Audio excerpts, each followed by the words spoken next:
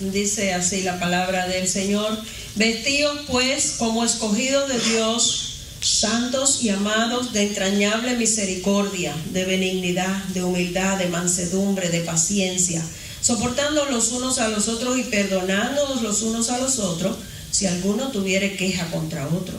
De la manera que Cristo os perdonó, así también hacedlo vosotros. Yo creo que el Señor quiere que su iglesia sea una comunidad sanadora. Un grupo de hermanos donde recibimos a todos, se aceptan todos, no importa cómo sean ni de dónde vengan, con el propósito de ayudarlos a sanar, con el propósito de hacerlos parte de un grupo, con el propósito de que sean lavados por la sangre de Cristo y puedan heredar la vida eterna. Cada uno tiene un concepto diferente de la iglesia. Y a veces tenemos unas ideas de que las cosas deben ser de una manera o de otra, según de los principios que hemos sido enseñados. Y eso es muy normal. Pero es importante que nosotros miremos cuál es el punto de vista de Dios. Porque yo puedo tener una idea y cada uno de ustedes puede tener otra, pero las ideas de nosotros no son tan importantes. Aquí lo importante es lo que piensa el Señor. Y aquí lo importante es que hagamos lo que Dios quiere. Les voy a empezar con una introducción que leí en estos días y que me gustó tanto, que quisiera compartirla con ustedes. Se trata de un joven llamado Billy. Billy era un muchacho, típico de los muchachos de ahora. Su peinado era extravagante, salvaje. Usaba unas camisetas con rotos. Usaba pantalones jeans, otros le dicen maones, otros le dicen de mecánico, otros le dicen pituzas. Bueno, eran desteñidos, no eran. En mi tiempo, si la ropa estaba desteñida, ya usted la botaba. Ahora se compran desteñidas la ropa. Más además tenía varios rotos. Y él iba con esa ropa todos los días a su colegio. Sin embargo, era un muchacho amable, era un muchacho inteligente y se llevaba bien con todo el mundo. Frente al colegio donde él estudiaba había una iglesia muy grande y era una iglesia que iba mucha gente. Se llenaba el estacionamiento y la gente iba vestida elegantemente, con traje, gente muy tradicional, se les puede decir. Y un día a Billy se le ocurrió ir de visita a la iglesia. Entró en una mañana que la iglesia estaba muy llena y entró por atrás, empezó a mirar, a buscar asiento y todo estaba lleno. Caminó por el pasillo despacito, mirando en cada, pero no hallaba un asiento donde sentarse. Llegó hasta el mismo frente y aún la primera línea estaba llena. Por lo tanto, se sentó en el piso en el centro. Todo el mundo se quedó asombrado. La gente empezaron a mirarse unos a los otros, algunos se sentían incómodos. Él era tan diferente a todo el mundo y ahora también se iba a sentar en el mismo medio. Nadie sabía ni qué hacer. Pero de momento, un diácono respetado, de mediana edad, desde la parte de atrás de la iglesia, comienza a caminar por el centro en dirección donde está el joven. Se hizo un silencio terrible.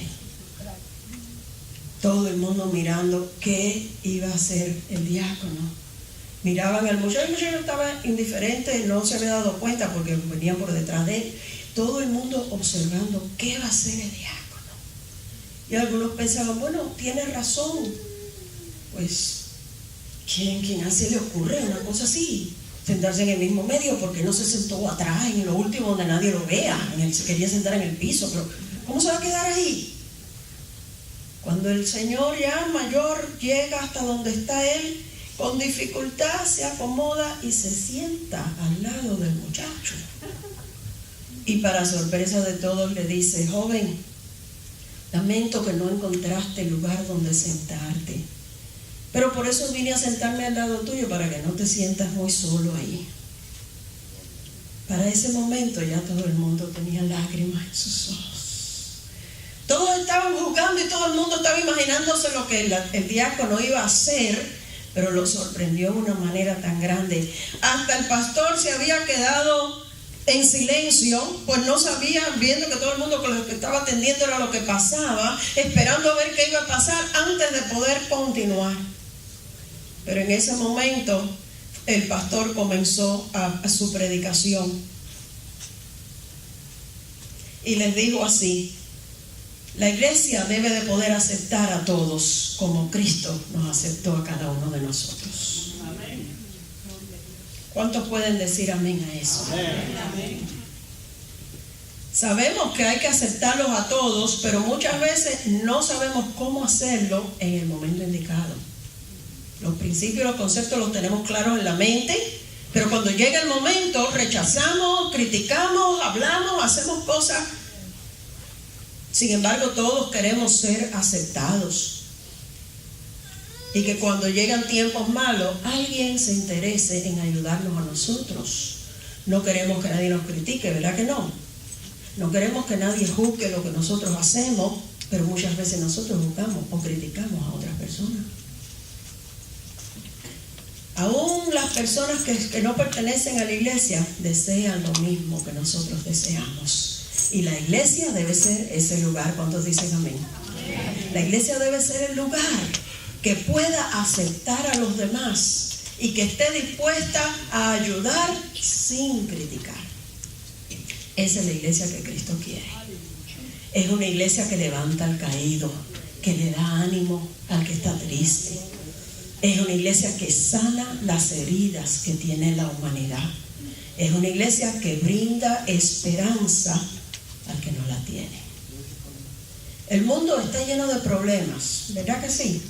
La gente, especialmente mientras menos vienen a la iglesia, más confundidos están porque no saben ni qué hacer con sus propios problemas. El mundo está lleno de desilusión, de desengaño, de decepciones. Es preciso oír las canciones que se cantan en el mundo. Casi siempre tratan de una traición, de un adulterio, de una maldad, de una cosa mala. Eso es de lo que ellos cantan. Porque no tienen esperanza. Nosotros alabamos a Dios porque nuestra esperanza está en Dios. Nosotros podemos darle gracias a Dios. Tu pueblo dice gracias porque grandes cosas ha hecho Jehová con nosotros. Pero el mundo no tiene esa esperanza ni conoce eso. Y viven tristes. Por eso se van a los vicios, por eso se van a la droga, por eso quieren quitarse la vida. Porque no tienen lo que nosotros tenemos. Y nosotros tenemos que reconocer eso y poder dárselo. Porque Dios habla al mundo a través de nuestros labios. Dios se manifiesta a través de nosotros. Nosotros somos los que tenemos que mostrarle al mundo que Dios es amor. A veces pensamos que la gente debe conocer que nosotros somos cristianos por la apariencia que tenemos. Pero Jesús dijo, en esto la gente va a saber que ustedes son mis discípulos, en que se aman los unos a los otros, en que se ayudan los unos a los otros, en que no se critican los unos a los otros. En una ocasión una persona me llamó, era una persona que parece que había estado de visita en esa mañana, y me dijo, vi su número en la hoja de una tarjeta que agarré en la puerta y la estoy llamando. Usted no me conoce, pero yo estuve en su iglesia esta mañana. La estoy llamando para decirle que hay una persona en su iglesia que está haciendo unas cosas muy malas. Yo le digo, bueno, gracias por su llamada. Si usted piensa que yo necesito saber eso, dígamelo. ¿De quién estamos hablando? Me dijo, le hablo de fulano y fulano y fulano. Esta persona es así, así, así, así, hace esto, y está yendo a su iglesia. Yo le digo, bueno, pues gracias, hermano, por la información, pero déjeme decirle, nuestra iglesia tiene las puertas abiertas para todo el mundo. Y eso es de lo que yo quiero hablar. Una iglesia con las puertas abiertas. Nuestra iglesia tiene las puertas abiertas para todos, Y aunque no todos están viviendo una vida correcta, precisamente el propósito es que, oyendo las predicaciones, el Espíritu Santo obre en cada uno de ellos y vayan ellos haciendo los cambios que son necesarios hacer. No es mi trabajo cambiar a nadie. Pero gracias por su información. Yo voy a orar por esa persona y cuando tenga la oportunidad quizás le pueda dar un consejo. Pero mi trabajo no es juzgar a esa persona, mucho menos echarla, ni mucho menos tratar de cambiarla. Es el trabajo del Espíritu Santo. Y yo sé que el Espíritu Santo lo va a hacer. Si esa persona está viniendo y es sincera, Dios la va a cambiar. ¿Cuántos dicen amén a eso? La iglesia debe poder brindar consuelo, debe poder brindar perdón y el amor de Dios. La gente nota la diferencia en una iglesia que refleja el amor de Dios. Él no tiene que decir, esta es una iglesia de amor, esta es una iglesia. Eso se ve, eso se nota. La gente cuando ve y siente el calor del amor dice, ay, me sentí tan bien en ese lugar, me recibieron tan bien, me gusta ese lugar. Gloria a Jesús. Y eso es lo que nosotros tenemos que buscar. No es lo que tú dices, es lo que tú haces. Un día Jesús le dijo a los discípulos, los fariseos conocen bien las escrituras, así que hagan lo que ellos dicen, pero no lo que ellos hacen. Porque ellos dicen, pero no hacen. Eso está en Mateo 23 y verso 2. No lo estoy inventando, Jesús mismo lo dijo.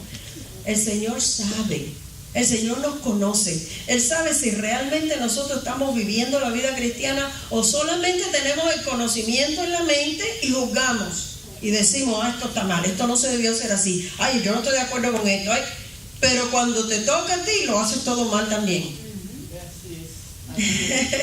Dios tenga misericordia y nos ayude. La gente necesita ver una iglesia donde hay y se demuestra un amor sincero. No se trata de obligaciones. Los fariseos hacían eso. Ellos ponían obligaciones. Hay que hacer esto, hay que hacer aquello. No se trata de doctrinas, sino de un deseo genuino de servirle al Señor y de ayudar a la comunidad a encontrar la paz con Dios. Tu deseo principalmente tiene que ser de agradar a Dios. Ama al Señor y trata de obedecer y de sujetarte a su palabra. Y en segundo lugar, ama a tu prójimo. ¿Quién es tu prójimo? Tu vecino, tu comunidad. Ámalos y demuéstraselo. No se trata del programa que tenga la iglesia, no se trata de las clases que se dan, no se trata de las cosas que se hacen en la iglesia. El asunto es Cristo, el asunto es presentar a Cristo. No se trata de nosotros, no se trata que digan, ay, qué buena es esa pastora, qué bien habla esa pastora. Eso no es lo importante. Lo importante es que ellos vean a Cristo, que ellos conozcan a Cristo y que ellos puedan decir, en esa iglesia yo entregué mi corazón al Señor, en esa iglesia yo tuve un encuentro con Dios. Eso es lo importante. Porque Dios nos ama, nosotros debemos amar a los demás. Hubo una vez un predicador muy famoso años atrás que se llamaba Dwight Moody. Él predicaba mayormente en la ciudad de Chicago. Y un día estaba dando una campaña en los principios de los 1900. Estaba en una iglesia grande dando una campaña y un borracho que caminaba por la calle vio las luces encendidas de la iglesia y se acercó a la puerta. Entró porque había mucho frío afuera, entró para coger un poquito del calor de la iglesia. Y cuando entró vio que en el altar había un letrero grande que decía, Dios es amor. El borracho miró y le molestó. Y salió para afuera y tiró la puerta y dijo, si Dios es amor, ¿por qué yo estoy en esta condición? Si Dios fuera amor, me tendría que amar a mí también. Y yo creo que Dios me odia a mí. Y se fue. Siguió caminando, caminando, caminando. Pero aquellas palabras siguieron impactando su corazón. Y después que había caminado un buen rato, miró para atrás, empezó a caminar de regreso para atrás. Se acercó a la puerta de la iglesia entró calladamente y se sentó por el final. El predicador terminó su mensaje, hizo llamado, vinieron mucha gente, ministró a la gente, terminó el servicio, se oró y se hizo una oración para terminar y la gente se fueron. Pero aquel borracho estaba todavía sentado en su último asiento llorando. Entonces el evangelista que había predicado se acercó a él y se sentó y le echó la mano por el hombro y le dice: Señor, yo quisiera ayudarlo. Veo que usted recibió un impacto con la predicación que yo estaba hablando esta noche. ¿Cómo te puedo ayudar? El borracho lo miró y le dijo: mire, la verdad es que yo ni oí lo que usted estaba diciendo. Es ese letrero el que no me deja estar tranquilo. Y entonces el predicador le empezó a explicar y le dijo: mire, Dios es amor, Dios te ama. Eso quiere decir no solamente que Dios te ama, es que Él es el amor. Él es el amor.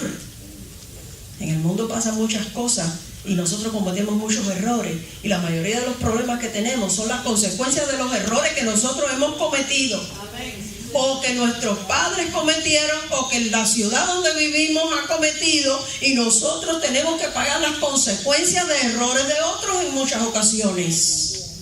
Pero con todo y eso, Dios te ama. No importa los errores que usted haya cometido en su vida, no importa lo que usted haya hecho, todavía Dios te ama y todavía Dios te quiere ayudar. Y si en este día tú estuvieras dispuesto a entregarle tu vida al Señor, el Señor te daría la mano, te sacaría del hoyo en que tú te encuentras y te ayudaría a cambiar tu vida y a comenzar de nuevo una vida mejor. No pasó mucho rato en que aquel borracho, que al principio se había enojado y había tirado la puerta y se había ido, en esa misma noche entregó su corazón al Señor. ¿Cuántos pueden decir gloria a Dios? Se necesita paciencia, porque no todo el mundo entiende el Evangelio. No todo el mundo puede recibir la palabra, porque las situaciones, las circunstancias que han vivido a veces le han hecho endurecer a la gente. A veces han confundido tanto a la gente que la gente está en una actitud negativa hacia el Evangelio. Pero nosotros tenemos que amarlos de todas maneras. Nosotros tenemos que buscar la forma de llegar a la gente y ayudarlas. Necesitamos amar a nuestros vecinos, necesitamos amar nuestra comunidad incondicionalmente, porque Dios nos amó a nosotros incondicionalmente. ¿Cuántos de ustedes pudieran decir: no, pero yo no cometí ningún error? No, pero yo siempre he sido bueno, claro que Dios me pudo amar a mí. ¿Verdad que no? Si Dios te pudo amar a ti, Dios me pudo amar a mí. Dios puede amar a cualquiera, hermano, a cualquiera. Y hay veces, como ha pasado mucho tiempo, que ya nosotros cambiamos. Cuando miramos a una persona que está demasiado de mal, nos escandalizamos. Y como el joven al principio decimos: pero ¿qué hace ese ahí? ¿Por qué se metió aquí? Está fuera de sitio, no debía de estar ahí. Y no le queremos dar oportunidad a otros, cuando nosotros a veces venimos de esas mismas situaciones. Pero quién sabe cuántos años hace de eso. Necesitamos pedirle al Señor. La Biblia dice que cuando el Señor miraba a las multitudes, sentía compasión por ellas. ¿Qué tú sientes cuando ves la gente actuando mal? ¿Qué tú ves cuando tú ves a una gente violenta? ¿Qué tú ves cuando tú oyes a una persona diciendo barbaridades, horrores? ¿Qué tú ves cuando pasas por un sitio y ves a la gente en la perdición completa? ¿Te da compasión o te da molestia? Muchas veces nos molestamos. Decimos: ¡ay, qué horrible! Mira esto, qué barbaridad. Criticamos. Necesitamos orar más y decirle: Señor, dame compasión por los perdidos. Que yo pueda ver la gente como tú las mirabas. Una ocasión estaban cansados, iban para descansar. Dice que Jesús le había dicho a los discípulos: vámonos a un lugar desierto donde no haya nadie. Dice que no tenía ni tiempo para comer, porque la gente los seguía donde quiera que iban. Y ellos decidieron irse, y la multitud vio para dónde iba, dieron la vuelta y llegaron primero a donde ellos iban. Y cuando llegaron, ahí estaba el montón de gente otra vez. Si a usted le pasa eso, cuando usted cree que va de vacaciones a descansar y se encuentra que lo están esperando, si a mí me pasa eso, posiblemente me molesta. Pero la Biblia dice que el Señor le dijo a los discípulos: tengo compasión de la gente. Y empezó a enseñarlos otra vez. Tenemos que pedirle al Señor: dame un corazón como el tuyo, dame amor como el tuyo. Yo no sé hacer eso, yo no puedo, mi mente es diferente, mi corazón es diferente, cámbiame. Levanta tu mano, cierra tus ojos y dile: Señor, cámbiame, yo no soy como tú eres y necesito serlo. Oh Dios, si queremos agradarte, necesitamos ser más como Cristo. Nuestro argumento más poderoso no es la elocuencia de lo que le decimos a la gente, no es la excelencia de nuestra música, no es los programas que tenemos, es la demostración de amor por la gente. En ocasiones vamos a tener quejas, no nos van a gustar algunas cosas, pero ustedes oyeron lo que decía el verso que leímos al principio. Dice que nosotros somos escogidos de Dios, santos y amados. ¿Cuántos pueden darle gracias a Dios? Levanta tu mano y dile: gracias, Señor, porque tú me escogiste. Gracias, Señor, porque tú me santificaste. Gracias porque me amas. Entonces, después de eso, dice: vístanse de profunda compasión, de benignidad, de humildad, de mansedumbre y de paciencia. ¿Cuántos creen que necesitan un poquito de eso? ¿Por qué dice que nos vistamos de eso? Porque nos hace falta.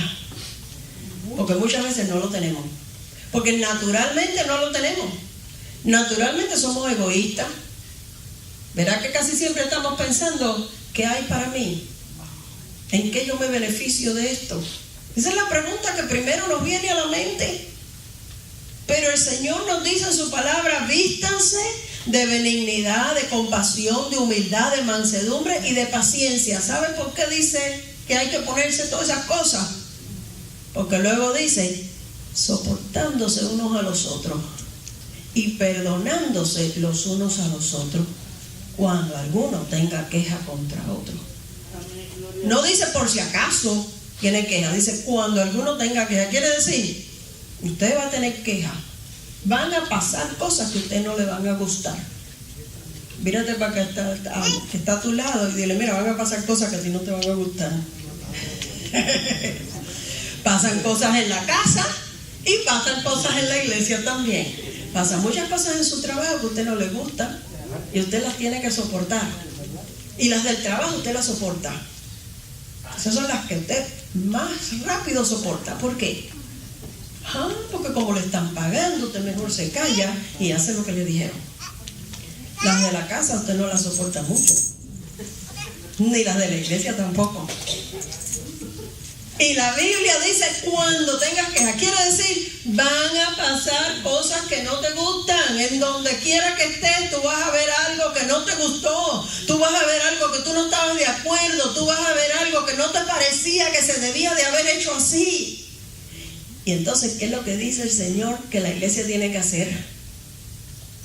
Soportarse los unos a los otros y perdonarse los unos a los otros. ¿Qué quiere decir soportar? Soportar es pasar por alto las faltas de otro. Pasar por alto quiere decir que la viste, pero en vez de estar diciendo: no, pero esto, déjalo pasar, ignóralo.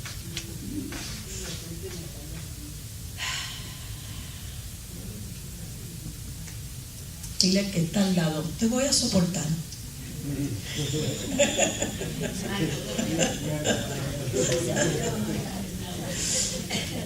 Te voy a soportar.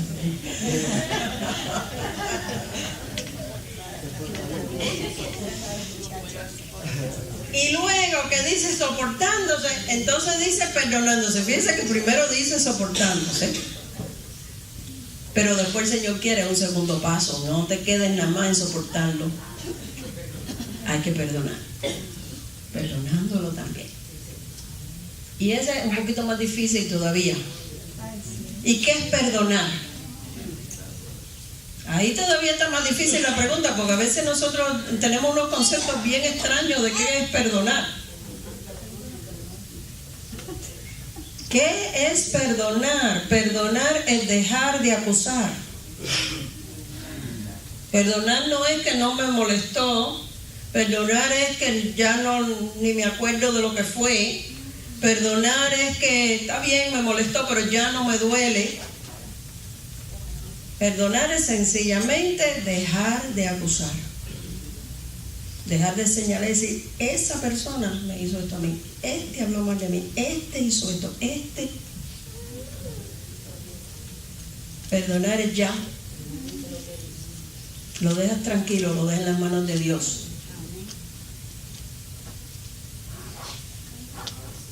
Por eso que se puede, porque algunas personas dicen, yo no puedo perdonar, porque dicen que tengo que olvidar y no se me olvida. Pues claro que no se le va a olvidar. La mente es una grabadora y lo que pasó usted lo tiene ahí. Está grabado y ahí está. No se te va a olvidar. Es que me sigue doliendo, es que lo que me hizo estuvo muy mal, es que no puedo perdonarlo. Es que nadie dijo que no te va a doler. Perdonar es dejar de acusar a esa persona. Todavía te duele, pero si el Señor dice que tenemos que perdonar es porque el Señor sabe que se puede. Perdonar es una decisión. En el momento en que tú dices, ya yo no voy a acusar más a esta persona por lo que me hizo, yo la dejo en las manos de Dios. Y a lo mejor lo dices y las lágrimas están todavía saliendo por tus ojos porque te dolió lo que te hicieron.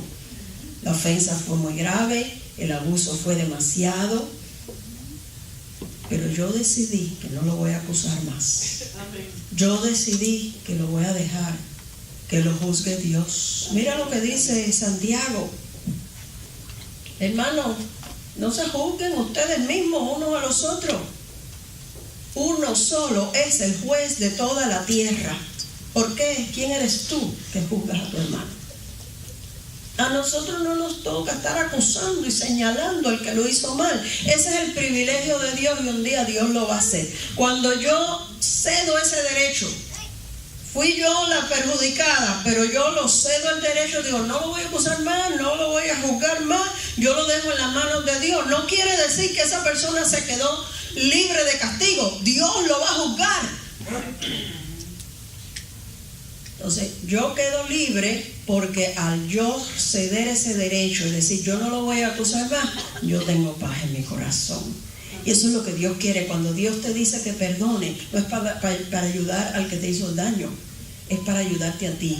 Es para que ese odio, es para que ese rencor salga de tu corazón, se vaya de tu mente, para que tú te sientas libre y tú puedas ser feliz. Dios quiere que cada uno de nosotros sea feliz. Nadie va a ser feliz lleno de odio y de rencores. Entonces el Señor quiere sacarte eso para que tú seas feliz. Y aquel que hizo mal, un día lo juzgará Dios. Las va a pagar todas. Porque el Señor dice que no le pasa por alto las faltas de nadie. A menos que se arrepienta y se humilla delante de Dios, la persona que hizo mal un día pagará cuentas. Porque Dios lo juzgará. Pero no nos toca a nosotros hacer eso. No nos toca a nosotros criticar, no nos toca a nosotros buscarle las faltas de los demás. No hagas las cosas más grandes de lo que son. Trata de buscar algo bueno en cada persona. Cada persona tiene algo bueno, pero a veces tiene más faltas que bienes. Y es más fácil ver los defectos de la persona que las cosas buenas que tiene. Pero el trabajo tuyo y el mío es buscar qué bueno hay en esa persona. ¿Sabes que eso es lo que Dios busca en nosotros? Cuando Dios nos mira a nosotros, Él ve un potencial. ¿Por qué Dios nos ama? Porque la Biblia dice que Dios creó al hombre, y cuando dice al hombre es la raza humana, hombre y mujer, a su imagen y semejanza. Y hay algo de la imagen de Dios en cada uno de nosotros. Hay algo bueno dentro de cada uno. Y por las circunstancias y las cosas que hemos pasado, muchas cosas malas se han metido en nuestra mente y en nuestro corazón. Pero Dios está buscando esa imagen que Él puso en ti. Esa imagen de Dios, ese buen deseo, esa buena cualidad que tú puedes desarrollar. Y cuando Él te mira, Él ve lo que Él puede hacer contigo si tú te rindes a Él. Nosotros necesitamos aprender a buscar eso en la gente. En vez de sacarle los defectos, mira a ver qué cosa buena tiene esa persona y busca algo que tú le puedas elogiar. Dice la Biblia que el cristiano debe pensar en todo lo justo, todo lo puro, todo lo noble, todo lo de buen nombre. Si hay algo digno de alabanza, algo que tú puedas elogiar, eso es lo que tú tienes que tener en tu mente. Nosotros necesitamos escoger cuando vemos las cosas que no nos gustan, que no nos parecen. Nosotros tenemos que escoger y no debemos de escoger en criticar o quejarnos, sino más bien escoger demostrar el amor de Dios y tratar de actuar como Dios actuó hacia nosotros. Nuestro deber no es cambiar a nadie, debemos de dejar que el Espíritu Santo haga eso. Entonces, una de las cosas que podemos hacer es orar por las personas. Cuando nos damos cuenta que alguien está mal, vamos a orar por ella para que Dios la cambie. Déjala en las manos de Dios orando por esa persona. Se cuenta de un cristiano que se creía que era mejor que los demás.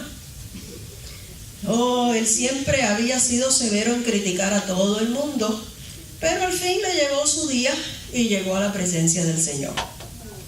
Al llegar a la puerta del cielo se sintió confundido y asombrado al ver quiénes estaban allí. Vio gente que él conocía, pero que ciertamente él no pensó que llegarían al cielo, porque él los consideraba unos pecadores, unos mentirosos y unos ladrones. Allí vio a uno que en 2 ocasiones, cuando él estaba en la escuela, le había robado su dinero que él llevaba para comprar su almuerzo. Al lado de este vio sentado a un vecino de él que era un gruñón y un maleducado. Al otro lado vio al que él pensaba que debía de estar pudriéndose en el infierno, pero allí estaba sentadito en una nube, muy contento. Con una sorpresa le preguntó al Señor: ¿pero qué es esto? ¿Cómo llegaron todos estos pecadores hasta aquí? Esto tiene que ser un error. Pero mirando nuevamente, observó que todos estaban callados y en sus caras había una expresión de sorpresa muy grande. Entonces se vuelve a Jesús otra vez y le pregunta: bueno, ¿por qué todo el mundo está tan callado aquí? ¿Qué es lo que pasa? Y Jesús, mirándolo, le dice: cállate, hijo. Todos ellos están asombrados que tú llegaste hasta aquí. A ti te parece que todos están mal y todos están pensando que tú eres el que está mal. Ten cuidado. No juzguemos, ese es el privilegio de Dios. A nosotros nos toca amarnos y aceptarnos. Necesitamos aceptar la idea de que todos somos diferentes, hermano. No puedes pensar que los demás sean igual que tú, que les guste lo mismo que a ti y quieran lo mismo que tú quieres. Jesús, cuando fue a escoger sus 12 discípulos, dice la Biblia que oró toda la noche antes de decidir quiénes iban a ser los 12. Usted pensaría que después de haber orado una noche entera, hizo una buena elección. ¿Cuántos dicen amén? Bueno, yo le voy a decir algunas de las cualidades de los que él escogió. Pedro y Andrés eran pescadores, hombres sin educación. Dicen las tradiciones que por general los pescadores trabajaban durante la noche y dormían por el día. O lo más posible es que nunca iban a la iglesia. A la hora de que todos iban a la sinagoga, ellos estaban durmiendo. Jacobo y Juan eran los dueños de la compañía pesquera. Eran gente orgullosa y que se creían mejor que los demás. Por eso fue que un día fueron a pedirle al Señor que querían sentarse a los 2 lados, porque ellos eran los dueños y ellos eran los mandones, ellos eran los que lo merecían. Entonces Mateo era un publicano. ¿Saben lo que era un publicano? Era un judío que trabajaba para el gobierno romano, cobrando los impuestos del gobierno romano. Para los judíos, los publicanos eran como un traidor, se vendió al gobierno romano. Más además, todo el mundo sabía que los cobradores de los impuestos robaban. Si usted tenía que pagar, vamos a poner por ejemplo $20, él le decía que usted debía 30. Y entonces pues ponía los 20 que tenía que entregarle al gobierno y se echaba al bolsillo los demás. Todo el mundo sabía que ellos cobraban de más y se lo echaban al bolsillo. Así que todos los publicanos eran tenidos por pecadores. Y Mateo era un publicano cuando Jesús lo llamó. Sin embargo, también llamó a Simón el cananista. ¿Sabe lo que eran los cananistas? Cananistas era el partido independentista judío. Era el que quería la libertad de Israel. Entonces llama a uno vendido a los romanos y a otro que quiere ser y que en su país sea independiente, para que sean buenos amigos y compañeros de estudio. Llama entonces a Felipe y a Bartolomé, gente judía ortodoxa, metido en las sinagogas, de los cuales Jesús, cuando vio a Natanael, dijo: he aquí un verdadero israelita en el que no hay engaño, un hombre fiel, un hombre sincero que busca de Dios. Junto con un Pedro y Andrés que ni entran a la iglesia nunca, que están dedicados a su trabajo y no les importan las cosas espirituales. Si nosotros nos ponemos a dar cuenta que el Señor, después de orar una noche entera, busca gente tan diferente y la pone junta y le dice: ámense, lávense los pies los unos a los otros, sírvanse los unos a los otros. ¿No creen ustedes que el Señor lo está haciendo a propósito? Él podía haber escogido 12 personas iguales, de una misma idea, haberlos escogido de un mismo background, de una misma educación, de una misma profesión, para que fuera fácil que se llevaran bien.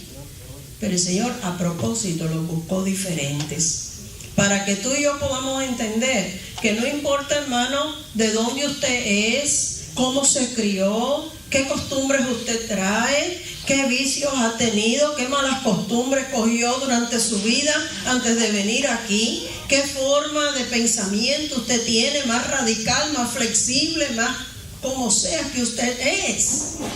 De todos modos nos podemos llevar bien. ¿Cuántos dicen amén? Amén. De todos modos nos podemos soportar unos a los otros. De todos modos nos podemos perdonar unos a los otros. De todos modos nos podemos amar unos a los otros. Dios quiere que usted se dé cuenta que a Él le gusta que seamos diferentes. Si no, Él no hubiera escogido a esos apóstoles así. A Él le gusta la variedad. Él no quiere que todos seamos iguales, que todos como unas momias digamos que sí a todo.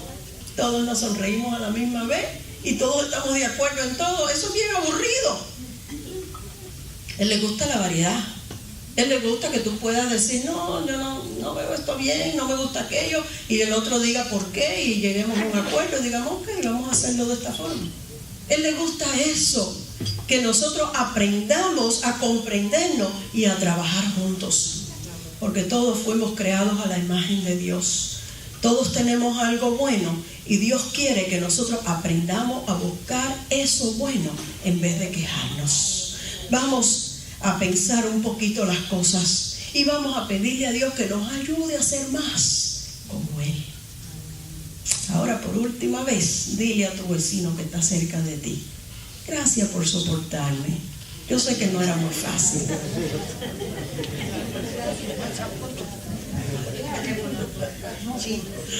Gloria a Dios, aleluya. Ahí donde estás, cierra tus ojos. Vamos a hacer una oración y vamos a pedirle al Señor que nos ayude, porque verdaderamente todos necesitamos un poquito de ayuda. ¿Cuántos dicen amén?